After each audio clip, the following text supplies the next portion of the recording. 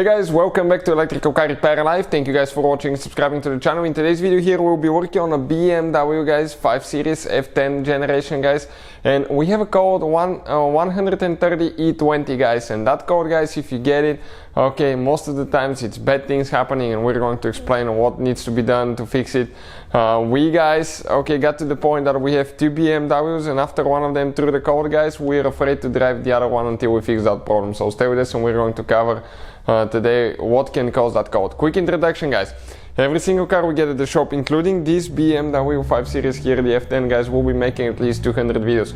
Why we do that? Simply guys, because our mission at the shop is to save you guys as much money as we can. All we need in return, please subscribe to the channel and like the video guys. Hopefully you will find the information helpful. If you guys need to buy any replacement parts, tools, we will be talking about timing chain. If you need to purchase that, we'll have the link in the description of the video below so you can check all that out. I'm going to go ahead and open the hood guys and show you what we got here. This is the N20B20 engine guys. So that N20B20 engine, it has been used in multiple vehicles, multiple BMW vehicles, and now when you get that code guys, 130E20 guys, this is a bad code. Why? It means guys that the intake camshaft, the intake camshaft is not actually, it's not synchronizing with the crankshaft. What that means, that most likely guys the car jumped timing.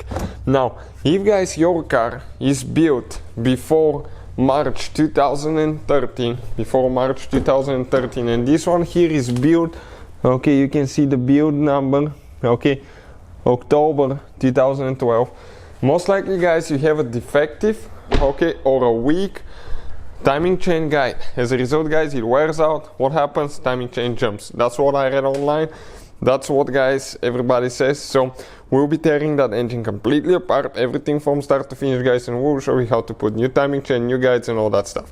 Now we're lucky to the point that he threw that code, car is still running good, didn't mess any valves or anything like that, but it could happen to where guys, you can bend valves, you can hit pistons guys, and it's terrible. You're going to end up needing the whole engine completely rebuilt, or you will need guys to put a new engine. So we'll guys have everything from start to finish. Now this is the timing chain tool, we're going to share that one as well with you guys. We'll have all that. Let me see which way it goes now. Is it this way? Yep, right there, this is the tool guys. You can see timing chain tool, timing chain right here guys, plastic guides and all that stuff.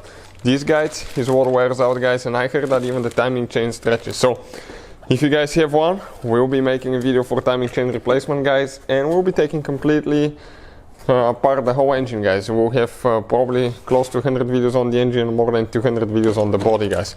We do all that to save you money guys, so hopefully the video will be helpful guys. More to come soon. Thank you for watching and see you guys next time.